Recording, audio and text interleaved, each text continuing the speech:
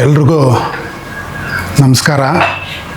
ಮೊದಲನೇದಾಗಿ ನಮ್ಮ ವಾಲ್ಮೀಕಿ ಸಂಘದ ಅಧ್ಯಕ್ಷರಾದಂಥ ಪ್ರಕಾಶ್ ಅವರು ಮತ್ತು ವಿಶೇಷವಾಗಿ ನಮ್ಮ ಗುರು ಮಠ ಏನಿದೆ ರಾಜ್ನಲ್ಲಿ, ಆ ಮಠದ ತಾಲೂಕು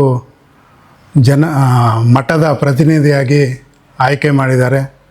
ಮತ್ತು ಮೀಡಿಯಾದವರು ಬಂದಿದ್ದೀರಾ, ಎಲ್ರಿಗೂ ನಮಸ್ಕರಿಸುತ್ತಾ ಇವತ್ತು ವಿಷಯ ಏನಂದರೆ, ಪ್ರತಿ ವರ್ಷವೂ ನಮ್ಮ ವಾಲ್ಮೀಕಿ ರಾಮಾಯಣವನ್ನು ಬರೆದಂತಹ ಅವರ ಹೆಸರಿನಲ್ಲಿ ನಮ್ಮ ಮಠ ಏನಿದೆ ರಾಜನಹಳ್ಳಿಯಲ್ಲಿ, ಹರಿಹರ ತಾಲೂಕು, ದಾವಣಗೆರೆ ಜಿಲ್ಲೆ, ಆ ಮಠ ಅನ್ನೋದು ನಮ್ಮ ವಾಲ್ಮೀಕಿ ಸಮಾಜಕ್ಕೆ ಒಂದು ಶಕ್ತಿ ಕೇಂದ್ರವಾಗಿದೆ.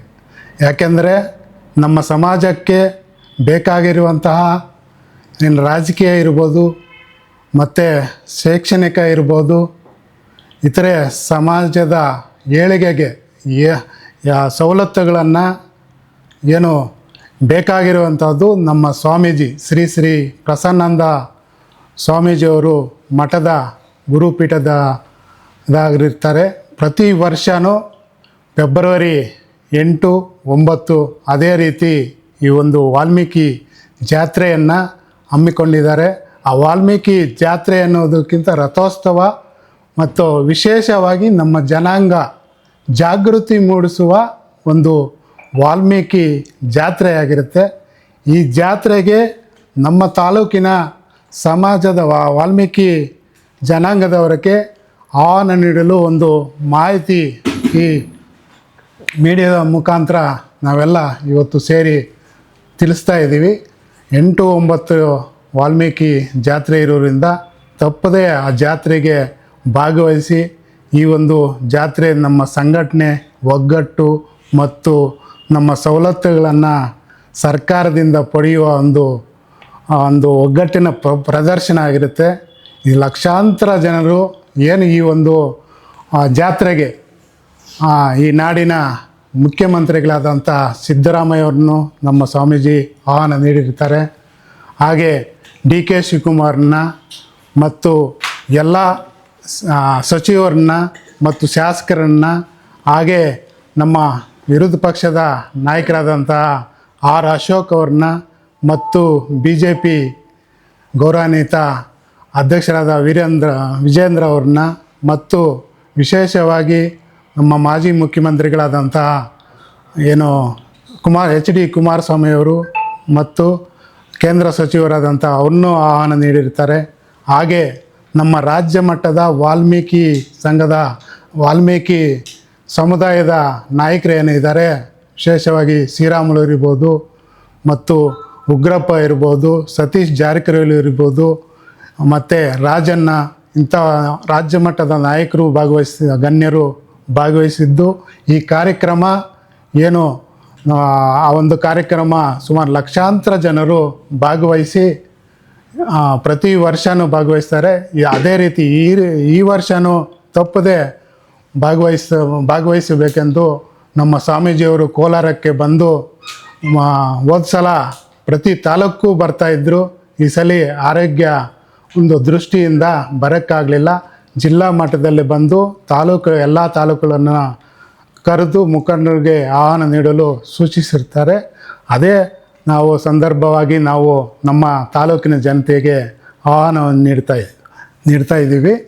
ಮತ್ತು ನಮ್ಮ ತಾಲೂಕಿನಲ್ಲಿ ನಮಗೆ ಏನು ಬೇಡಿಕೆಗಳಿತ್ತು, ವಾಲ್ಮೀಕಿ ಭವನದ ವಿಷಯ ನಮ್ಮ ತಹಶೀಲ್ದಾರ್ ಮೇಡಮ್ ಅವರು ಮತ್ತು ಸನ್ಮಾನ್ಯ ಶಾಸಕರು ಇದನ್ನು ಎಚ್ಚರಿಕೆಯನ್ನು ತಗೊಂಡ್ರೆ, ಯಾರೋ ಕೋರ್ಟಲ್ಲಿ ಯಾರೋ ಫಿರ್ಯಾದಿ ಮಾಡಿದ್ರು ಅವ್ರಿಗೆ ಯಾವುದೇ ದಾಖಲೆಗಳು ಇದುವರೆಗೂ ಇಲ್ಲ.